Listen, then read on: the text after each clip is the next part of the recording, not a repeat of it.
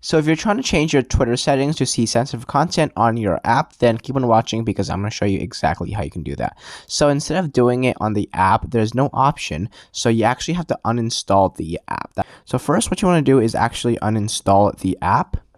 And then from here, you want to go onto Google Chrome. And then what you want to type in the search bar is just Twitter. And then click on the website. Once you're in Twitter, you want to click on Not Now, and then basically click on Login.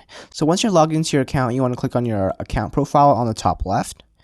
And then now you want to go down to the bottom and click on Settings and Support. And then once you're in this page, you want to click on Privacy and Safety right over here. Your Twitter activity. So now what you want to do is click on Content You See. And then it says display media that may contain sensitive content. Make sure that is toggled on. So if it's like this, you want to make sure that you toggle it on. And then what you also want to do is click on search settings.